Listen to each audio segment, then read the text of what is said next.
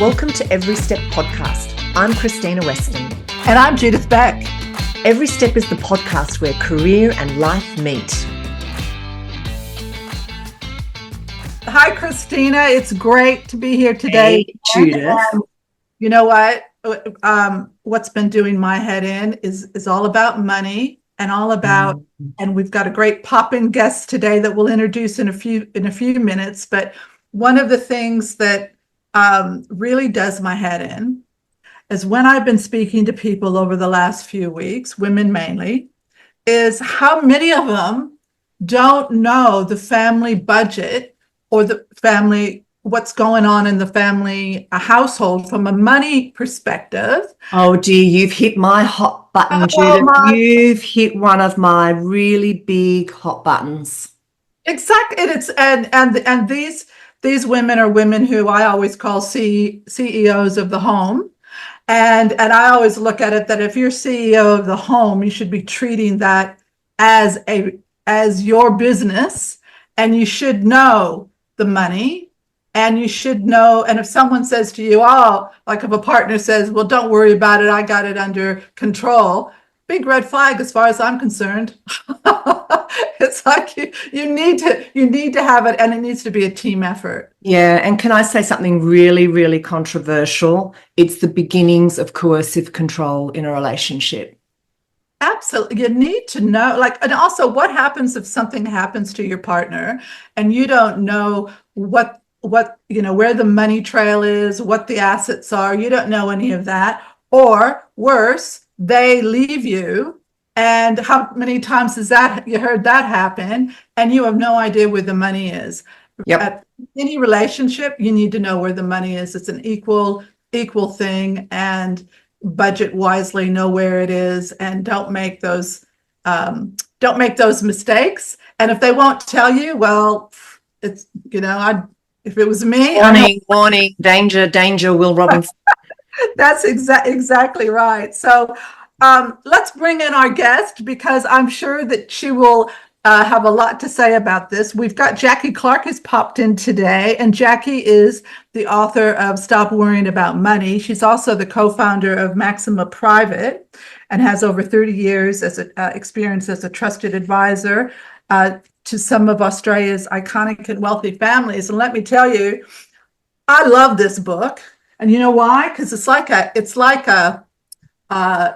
program. It's like if I was in my 20s or 30s, regardless of your age, but I'm just saying, if you haven't started to plan your money journey now, get this book, because it takes you through every cycle of your life, and it is like taking a total program. Boot camp.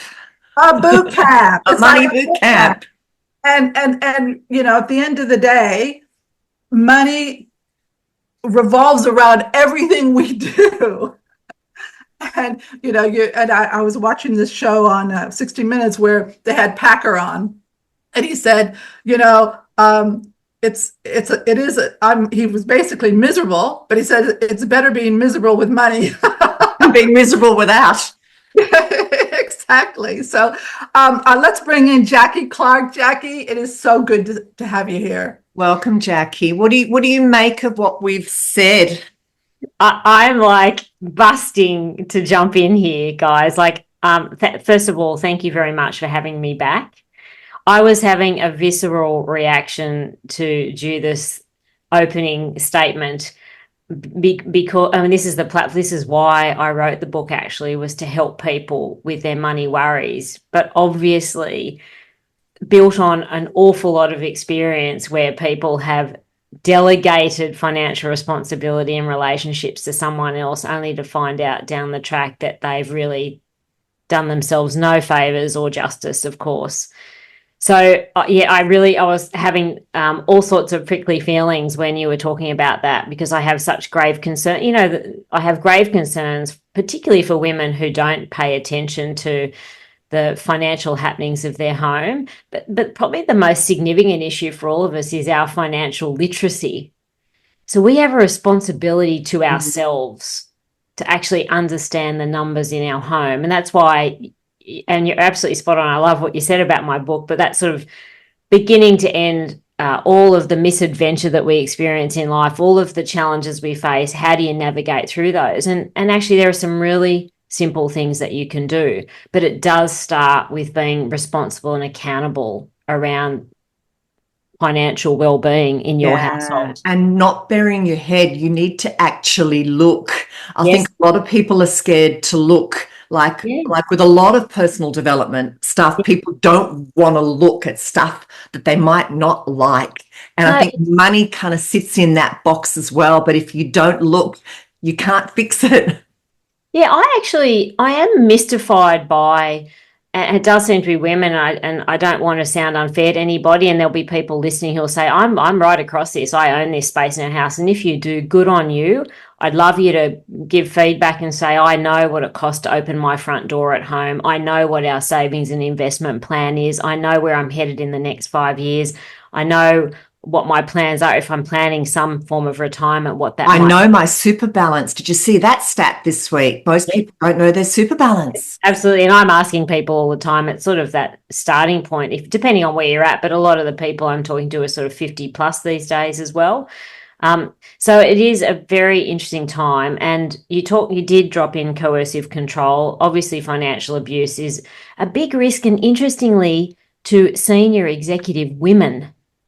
So I'm not sure where that comes from, but in relationships, perhaps because you are so focused on your role and doing the best job in your executive career, that you drop the ball at home on this stuff. And it's not don't blame yourself. It's not fair to say. You've got many other things. You can't do everything if you're the main breadwinner. That's right. If you're paying the mortgage, paying for the holidays, paying for the school fees, whatever it might be, you can't focus on everything. But the reality is, a lot of my experience, CBA did this review of financial abuse a couple of years ago, and I do quote quite a bit of that research in my book. It seemed to be senior executive, like smart women, who ended up in situations where they were just going to work and doing their job, but everything was being managed behind the scenes.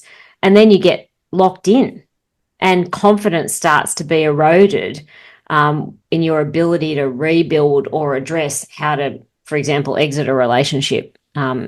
Especially when you don't know what's going on financially. Yeah, well, then there's no pathway out. So, right. I talk about how to build that pathway out very privately and carefully if you're in one of those situations. But I've seen smart women in relationships with coercive control, and at the outset, you're thinking, how can I help this person?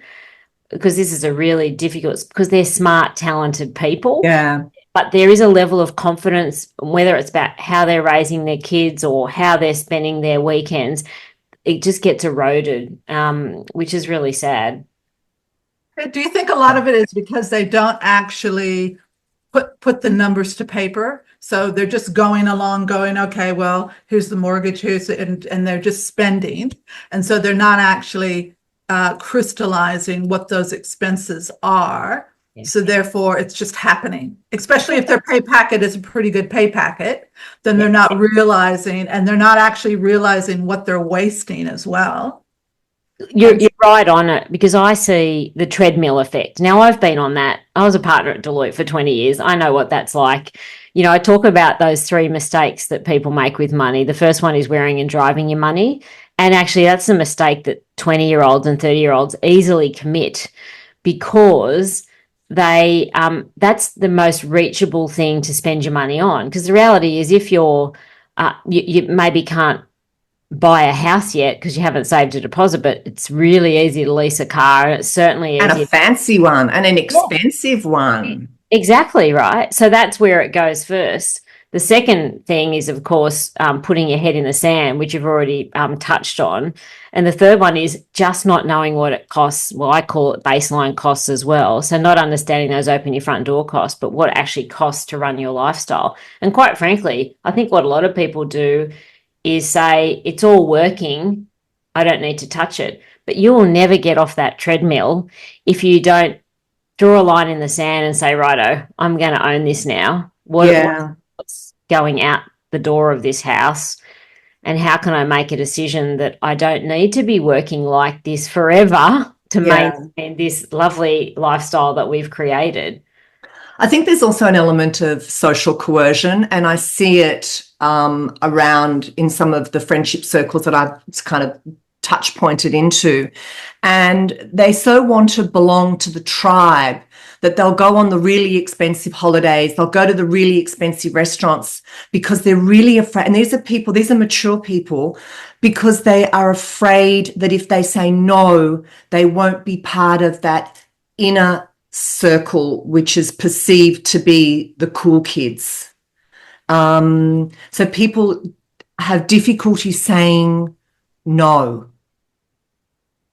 Oh, I couldn't agree more. In fact, you both know that I was super excited today to have my new background for you, which is after downsizing from the family home, which people have a view, people can judge, oh, look at that, you're getting a tea delivered as well. No, my husband's just walked in with a cup of coffee. Thank you, Stephen. That's good morning, wonderful. Good morning. But so do we get that kind of service here? No, but anyway. I bought my cup of tea with me. But having, I did lose my train of thought there. Having your backdrop, we were talking about you've moved, you've downsized. Yeah, so making the choices actually to get the right combination of assets tied up in my big family home and what the different mix of assets could do for me in terms of creating another source of income, which doesn't rely on me to show up every day. Yeah. So if I could downsize from my family home and put some money in the bank that could earn me currently 10%. Wow. And that replaces a job, or it replaces a board role, or whatever it might be. So it's not, I think the opportunity here for people is it's easy to feel trapped. And I did touch on financial well-being, but actual overall well-being is so severely impacted by financial stress. Absolutely it is. Absolutely. But how do you change it?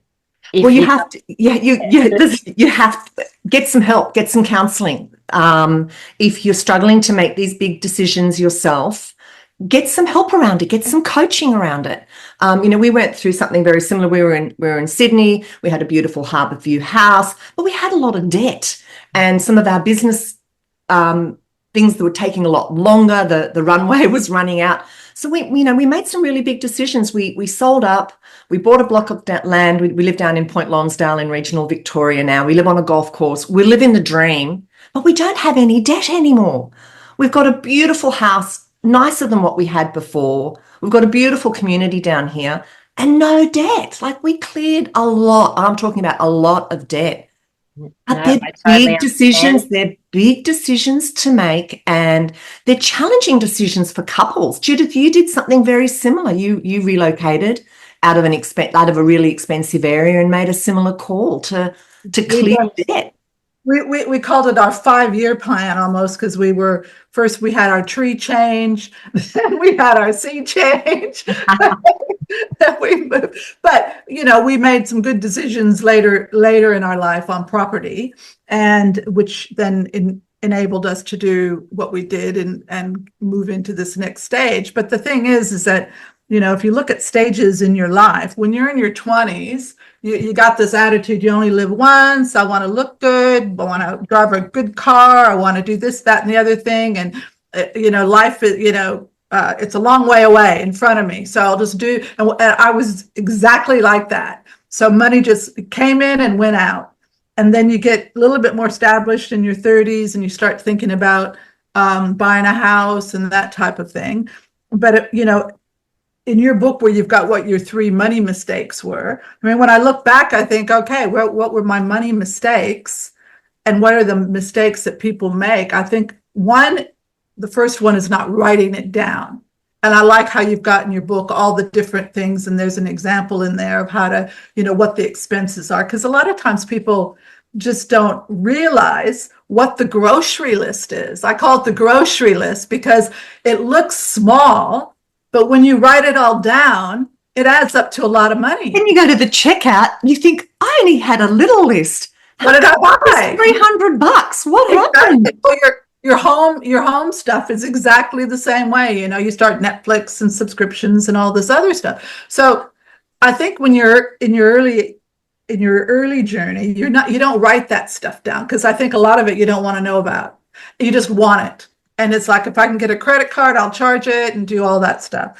And then all of a sudden now, Judith, people are really tapping into Afterpay. In fact, I've so dangerous. Almost fallen into the trap by accident of when you go to click now, you can you can Afterpay without actually thinking, I'll put this on 4 payments, just by the wrong click. So it's so easy to fall into the trap now of accumulating these passive debts, for want of a better word, right? You're right. Go apply for the credit card. Again, going back to that sort of 20s and 30s where it's easy credit, which is cars and credit cards. The hard credit's the mortgage for your first home, second home, or investment property, whatever it might be. I think the opportunity is when you're moving into a different phase of your life or career is to take really strong ownership. I think that as we get older, this needs much more ownership. Yeah. Because there are lots of opportunities when you get it right. There's absolutely a phenomenon as well, the have more, want more. You were talking about the sort of keeping up with the Joneses thing, and I definitely, again, experienced that.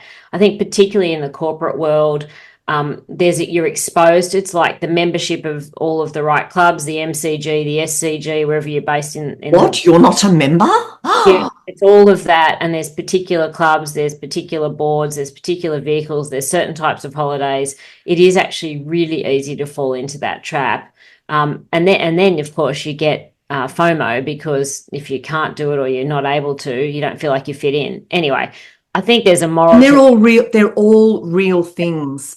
Yeah. And that's a really important thing about if you're starting a new business as well, because you fall into that trap.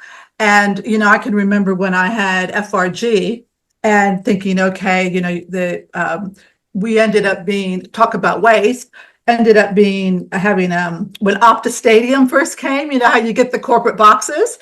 Well, we ended up doing that. What a waste of money that was, because it did not get me more business. It did not get me the reality is what gets you business is your service and how you perform, not whether or not you can invite someone to the football on the weekend and, and have a box. That's just a waste of money. Yeah. And the same thing happens with image and brand.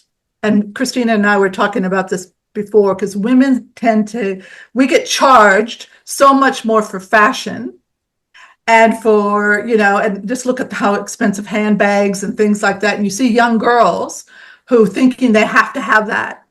Mm-hmm. They have to have that. They have to have that handbag, or they have to have that. Instead of taking that money and buying stock, they'll go and buy a handbag that's $10,000, or something. Paying off your credit card debt. Pay off your credit card debt. So it's this most expensive debt. Those wasting money on things that don't really have the value that you think they have. Yeah, so it's interesting too, because the question for everyone also is, how do I arrest this path that I'm on? And I think you hit on it right at the start when you talked about, I think you mentioned 5-year plan, which is what I'm a big fan of. So people often say, okay, so the classic thing is, I'm not interested in looking at the money thing. And I go, no problem. Let's look at your goal setting for the next 5 years. And the sneaky way of doing this, of course, is saying, well, the goal for 5 years is I want to spend 6 months in Italy. I want to reduce my mortgage by X, whatever they might be. I want to change careers. I want to, have a veggie patch, whatever it might be. And then you work out, okay, to get to there, what are the short-term steps that I need to take? And then perhaps some long-term. Let's work backwards, shall we? Yes, exactly. And then what you naturally see is that there are financial aspects to every one of these steps to get you to your goals. And so I like to say you sort of mask them if that's more comfortable, because people often ask me, oh, my husband or my wife, they're just not interested in what it costs to open our front door at home. And I say, well, okay, well, let's maybe look at joint goal setting in the household. Is that another opportunity or a way to get you engaged? So the money thing's a bit peripheral, but actually we know it is the baseline of all of these decisions. So it's just a thought for people to consider. What's another way of engaging in this process? Look on the horizon. I talk about things like North Stars, but it could just, I just find it super powerful. I've been doing it for a really long time now, and everything from when the kids were younger, and all our kids have finished school now and almost finished university, or most of them have, is actually identifying those stages that they're at as well, so that I can see where they'll be at in respect of my life, if that makes sense. So all those little things, and of course big milestones like finishing school fees and whatever, if you're sending kids to private schools. Yeah, I've got a girlfriend that gives her children, she's got 4 daughters, and the gift that she gives her children on their 18th or 21st birthday is a $5,000 gift to a financial planner to do their financial plan for them. Nice. I love that. And I think that's great. You know what's interesting? And if I had $1 for every time I got asked for a referral to a financial planner, yeah, I don't know, I wouldn't need to do anything for the rest of my life. But the interesting thing is it's very difficult getting cost-effective advice today. So you might be aware that the whole financial planning landscape has had a really significant reset post the Royal Commission, and in fact the compliance is now so much that really for $5,000 or $10,000 you're not going to get much, because they've got to do a lot of paperwork. You might get annual conversation to say but there's a step before that people need to take, and I alluded to it earlier with that kind of, you talk about the money going in and out the door, but actually what's the savings proportional? What's the savings goal in there? Because before you walk in the door of a financial planner, you need to say, here's what we spend each month. Here's what we believe we can save. What can you do with that? You know, what could this look like in 3 or 5 or 10 or 20 years time if we continue to deliver on this? People tend to go in and go, vomit, here's where I'm at. You know, I've got this, here's my income. This is where I live, here's my mortgage, kind of staying at that level. But actually you need to do the hard work. And I had someone said that to me. Actually, I was listening to a podcast the other day about nutrition, and the nutritionist was saying, you don't book an appointment to do the work. You have to change what you're eating. Then you come and see me. But the nutritionist was saying, the work doesn't happen in my office. The work happens with you. So it's the same thing. You think of like a diet, you're sort of doing the same thing with your finances, which is understanding what you need to live on, like what you need to eat to get sustenance, versus overeating and putting a kilo on every year once you turn 40 if you don't tone in. I'm talking about nutrition now. You love segues. But it's the same thing. It's the same thing. Yeah. There's a big psychology aspect of it. And, you know, it goes back to, you have to do the work. There are no shortcuts here, people. No matter what we're talking about, there are no shortcuts. You actually have to contribute to the process. You have to do something. You have to act. You need to know you need to know what's in your purse, basically. You need to know what's there and what's going out. So I've got a question to both of you. So if we're talking to women who have been home CEOs for most of their life, let's just say, or just starting out, and they don't know what's in the purse, they don't know, what would you recommend to them, how they should address that with their partner to be able to take back some of that control, and to, like, if you were in their shoes, and I'm not talking about the ones the women who are in corporate, who are in finance, because I think they're probably a little bit stronger, that they could probably know what to do if they had. They're probably accepting it the way it is now.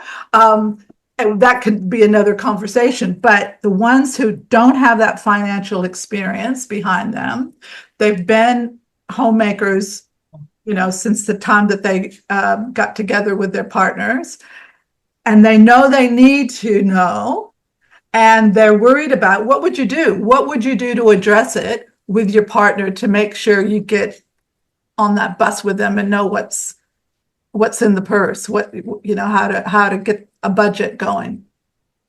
Yeah, you know, I have a view on that, and that would be, begin with the end in mind, which is, darling, I'd like to know what's going to happen if one of us dies. Okay. And actually, if you go right out on that subject, it's amazing how you can start to put the meat on the bone if you come back from that point. Because actually, you know that I bang on about people having wills and up-to-date estate planning all the time. So that's actually a great conversation to have, because some people can be protective and sensitive about the finances if they manage them as well. So this CEO on the home front, who'll understand outgoings but won't necessarily have their eye on the purse. So perhaps the better way is look at the framework around you.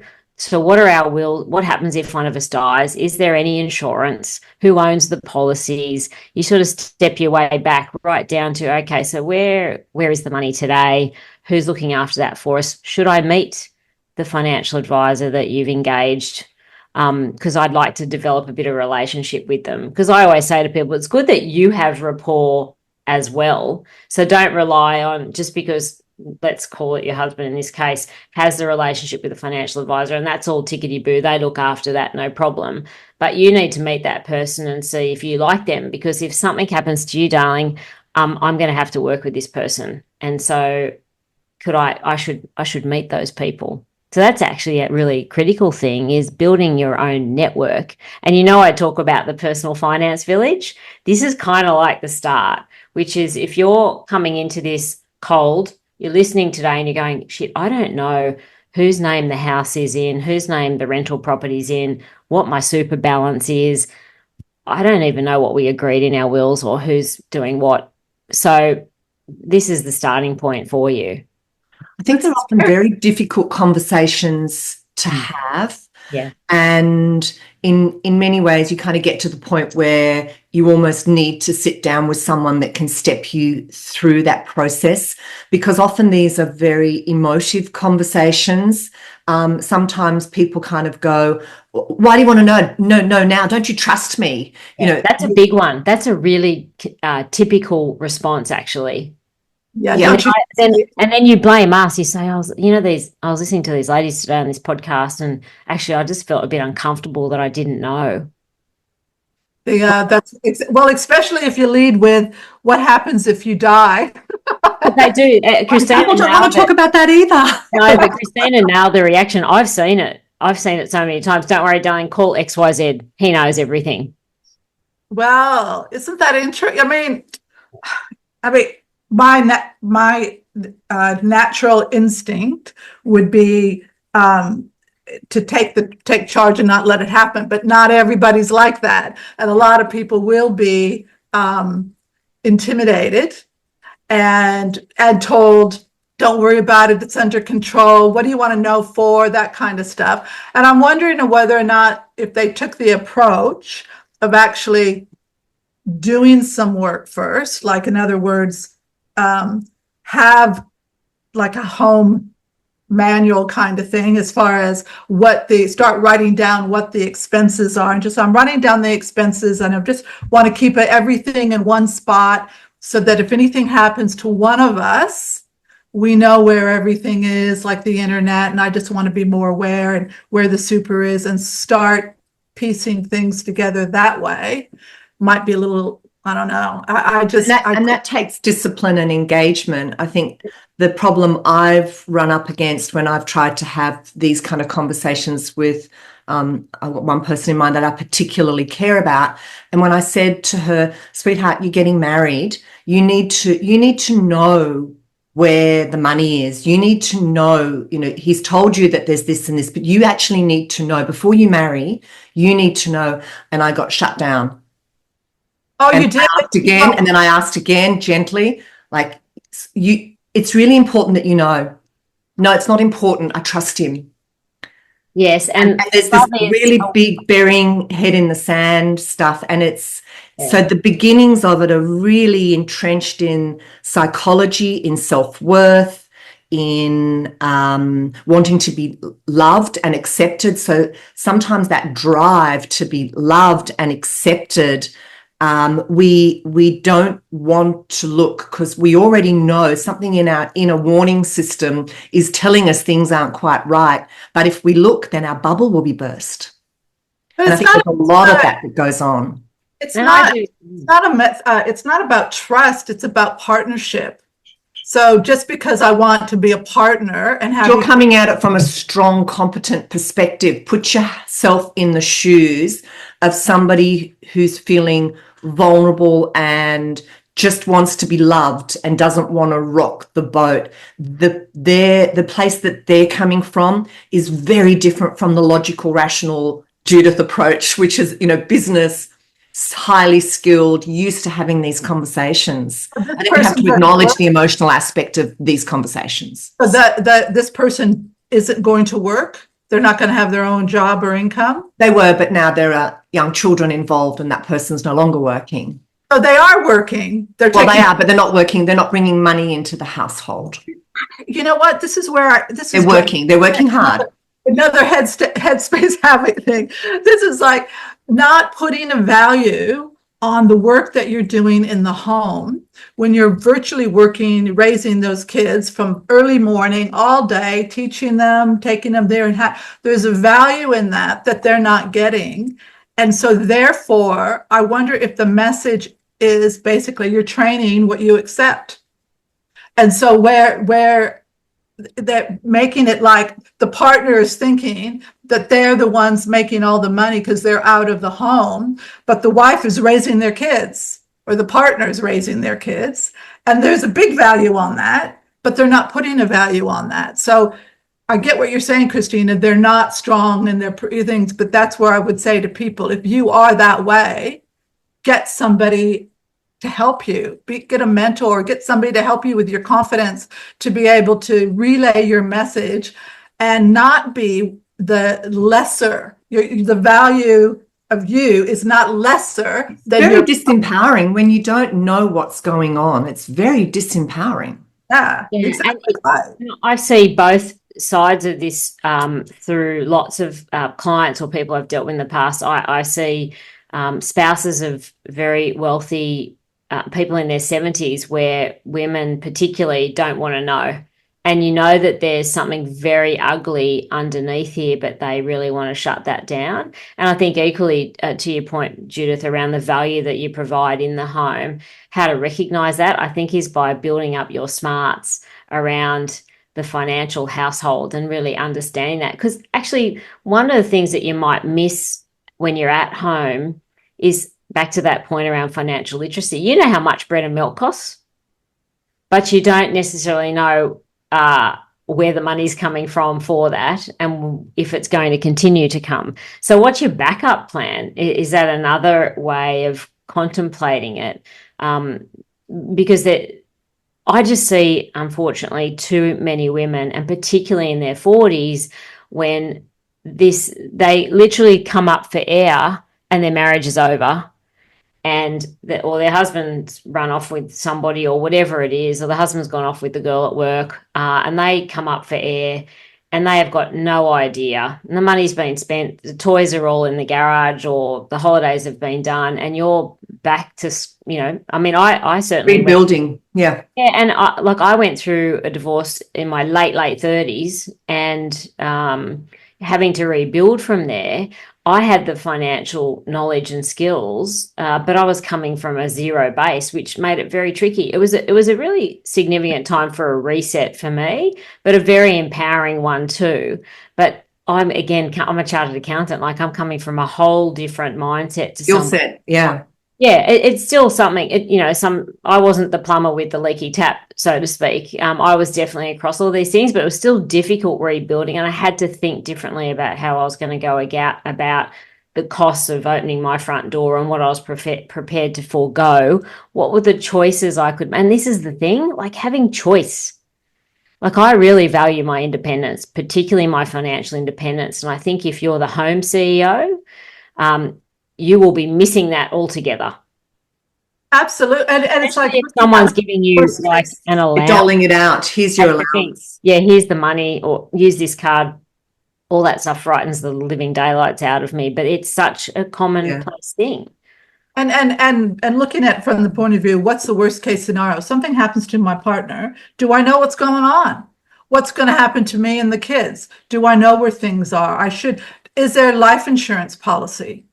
Is there a life insurance policy that's going to take care of us if I'm not working or I left my career and then something happens to my partner, is there a life insurance policy? Because, we've got a mortgage. And if you don't know any of that, well, you just I don't care how shy you are, you need to find out. You need to find today, if you're listening to this, go on your computer, start finding out what to do. You've got the ability so much more these days than we did 25 years ago, where everything is at your fingertips. And there's great apps. The banks have apps that help you calculate what you're spending and know where your money's going.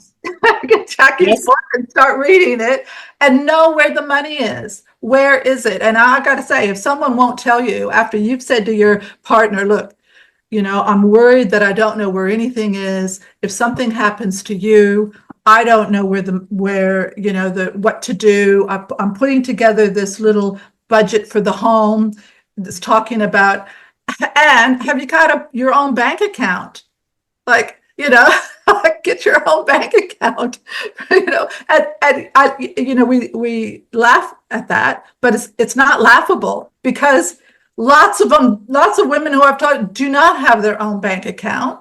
There's just a bank account that, that the family has, but the partner might have 2 or 3 other ones. That's right. So it's like you've got to find these things out, and you have got to take your own responsibility for these things, because things do happen. And how many of us, when I had I call it my practice marriage, I was late 30, I was 39, 40, and the same thing, Jacqui, the same, but Krystyna's been through it. I don't know too many people who haven't been through it. But I think we've been really lucky, Judith. We all come from financial services backgrounds. We've all worked in the industry. I was trained as a financial planner. We've got a different skill set. We've got a different comfort around having these conversations. For us, it just comes naturally. We know what spreadsheets are. We know how to work out percentages. But I think we take that because we've lived and breathed it since we were, out of uni. We take for granted the skills that we have, and a big part of the population doesn't have our skill set. It doesn't come naturally to them. We weren't born with it. Somebody had to tell us. Someone helped us. Sure. But we had an interest in it, right? So we had an interest, and we took careers in industries that we were having it thrown at us the whole time. But I saw it when, basically when my dad lost his job at 40 and my mom had to go to work. So that way back then, I saw that then. I lived that sort of example, but I don't think the 3 of us are any different really than anybody else. It's just that we got the experience that other people haven't gotten. Sure. I'm saying to the ones who don't have it, you have the ability to go and get it. Everybody has the ability to get. Absolutely. But it's going to take a little bit more effort for those people. Yeah, and just on that point, like I do work, or have over my lifetime worked with a lot of creative people, and funny conversation just on this particular topic. My husband and I met with a guy from financial services the other day, and he was talking a whole lot of financial services lingo. Now, we're professional services, and my husband was saying that sounds, sometimes I don't understand what they're saying. And I said, do you think that we sound like that to other people as well? Because the professional services game is another venture altogether. But I think imagine if you're in the creative space, and I've mentored a lot of startup CEOs over time, and naturally when you're a creative, the last thing on your mind is cash flow. But the single greatest reason why businesses fail in their first 2 years is because the founder hasn't got their eye on cash flow. So likewise in life, I think if you don't have your eye on this ball, you are putting yourself at risk, and things go wrong, right? There is lots of misadventure and challenge in life. And I think, as you say, we've got to arm ourselves up with people to fill the gaps where we don't have the skills, right? So I talk about a personal finance village, but call it your team of mentors, advisors. I have a clinical psychologist, I have a banker, I have a lawyer, but have people that can skill you up around you. Who are the people that fill the gaps where there are skills I'm not strong in or I don't love doing? Like, I don't know how to do Pilates. I have a Pilates instructor. You know what I mean? Like, surround yourself with people who can actually fill those gaps and lift you up. Let's be honest. Like, I think you want people to lift you into this space, because we have a responsibility to ourselves with respect to our financial literacy and knowing what's going on in our own home. Well said. Well said. When I used to be in banking years ago in my first job, and we'd bring people into the team that didn't come from financial services. And I used to say to them, and they'd go, I don't understand any of those. I said, it's not difficult. Just bring it back to self. Like they would be worried about it. I don't understand superannuation. Well, then think about how it applies to you. If you save, this will happen, that kind of, like, take out the technical stuff and then think about insurance. It's not scary. It's basically, insurance means your house burns down, someone's going, and you've got insurance, you're going to get money back for it. Bring it back to how it would affect you personally if you didn't have it or you had these things, and take that fear out of it, because I think financial services are guilty of overcomplicating things. You know, I think a lot of industries are. I think it's really easy, and I've been having this conversation with my husband about our industry, which is a highly technical industry and it has its own language. And we when you live and breathe an industry, you just take for granted that everybody understands the lingo and the acronyms and everything, and they don't. So keep it simple. We've got to simplify everything. And I think that's a nail in it. It's saying we want to take baby steps. If you're hearing this conversation today going, oh my God, that's me. Like, I do not know what our open the front door costs. I don't know where our insurance, I don't know my super balance, all those things. Today's your opportunity. Take a baby step. Find one thing. Step. Yeah. Find another one and go from there, and you're building your acumen or financial acumen around these things as you're going. And then start to say, where's the bit I don't understand? And go find somebody, a family member who is in financial services, or a mentor, coach, whoever it is who's been there, somebody who can actually give you that support to just fill in those gaps. It's like turning up at the motor mechanics with a car going, can you fix it? And then someone, your eyes just glaze over when they start talking about what obviously is wrong here. You need those people in your life in the financial space if this is not your bag. Yeah, well said. Jacqui, start with that easy. Start with the first line on your page. How much money comes in every month? What's the dollar amount? Start with that first, and then put that number on the page, and then just start thinking, okay, what do I spend? How much did I spend on food? How much did I spend? And start jotting it down until I love that opening the door concept, because literally the lights, the electricity, the everything, the internet, the whole thing, it is that grocery list, and just start writing it down, even to the point of when you go and get a coffee. How much did you pay for that coffee? Like, if you go to get a coffee every single day, if you're working in town, how much is that costing you every single day? How much are those, if you're still smoking, God forbid, how much are those cigarettes costing you? And what could you have instead? So if you just start thinking of those things and start writing it down, it won't be that long. Yeah. Or you've got all your bills down. I think that's right too, because then you work out what the trade-offs need to be. If you find there's no gap between the income coming in and the cost going out the door, what are the trade-offs or the choices I'm going to make for the future that I'm looking forward to, which is on your 5-year plan or whatever it might be. And that's the same thing to go with small business owners who are just starting a new business. Don't spend money on things that aren't going to make you money. Yeah. And that you don't need right now. You don't need the big fancy, the office. You don't need, a lot of times people will go in and spend all this money before the money comes in. Yeah. No, that's right. You need to deliver services and have client advocacy to build your business. Yes, exactly. That's exactly right. Have that, I saw on LinkedIn the other day, they had the top 20 startups. And they were saying, how wonderful these startups, blah, blah, blah, and what's going to make them stand out. And I thought, it's simple what's going to make them stand out. Customer service and a good product that go hand in hand. Yeah. And, and it's, if they focus on that, all that other stuff that they spend money on is not going to matter. Doesn't going to matter whether or not you've got a $5,000 couch in the reception room. That's not going to matter, those things. So it applies to small business, big business, and home business. Agreed. Jacqui, thank you so much for spending this time with us. It's always a wonderful conversation with you. I think we've touched on lots of interesting aspects of this area, and everybody who's listening, go out and take one step, do one thing to get you on your path. Exactly. Thanks, Jacqui. Jacqui. Thank you. It was a real pleasure. For more information about Every Step and our guests, head to everysteppodcast.com. To be notified of new podcasts, please subscribe via your favourite listening platform.